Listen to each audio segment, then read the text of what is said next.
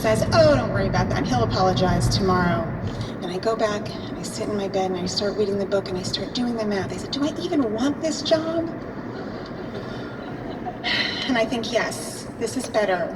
It's better than imposter syndrome, going home to slinging Malibu and Diet Cokes to people.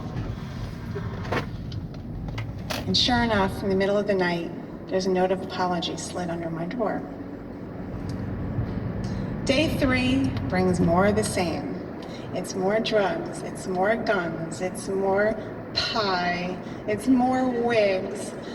It's just more of everything, and I'm waiting to find out what this job is and if I'm even remotely close to getting it. And just as I'm losing all hope that anything remotely resembling work is going to happen, Hunter puts a piece of paper into his typewriter and he goes plink, plunk. And I laugh to myself because he would have failed the Condé Nast typing test too.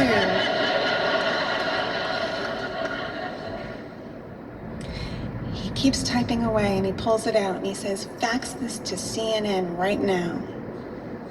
And I look at it and it's a note to Ed Turner saying how criticizing the election coverage. So I fax that and we go out onto the shooting range because the sun is coming up at this point. And we start shooting guns. He gives me a .22 rifle. He says, this is a lady's gun. We shoot and shoot. He says, you know what, you're a pretty good shot. And I think, well, this is as good a reason as any for me to get this job. And I do. I'll get the job. And for 5 months, I was Hunter's assistant. And 5 months was about all I could handle. The highs were super high, quite literally. The lows were super low. And after that experience, it took me about 2 years to recover. But it took many, many more years after that for me to finally figure out what that experience meant in my life.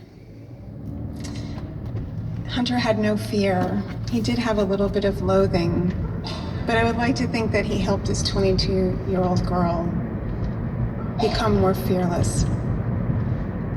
My last day there, the limo we had been in dropped me off at the airport and I was alone, and I realized that I was sitting on his hat.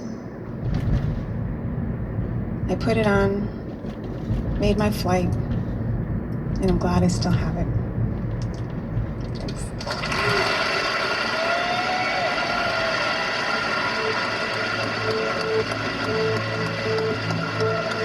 That was Cheryl Della Pietro. Cheryl is currently an associate editor on the copy desk at ESPN.com and author of the novel Gonzo Girl, which was inspired by her experience working as Hunter S. Thompson's assistant. Cheryl still has Hunter's hat. It usually hangs on her closet, but it comes out every once in a while for special appearances. She says people really love to try it on. They seem to feel connected to him. Everyone knew him by the hat, the aviators, the cigarette filter. She told me that working with Hunter made her really think about things like taking risks and what it means to be alive. Hunter once wrote, "Who is the happier man? He who has braved the storm of life and lived, or he who has stayed securely on shore and merely existed?" Hunter S. Thompson died in 2005 from a self-inflicted gunshot wound to the head. Coming up, a young woman finds herself caught between opposing forces when she travels to a small town in Colombia when the Moth Radio Hour continues.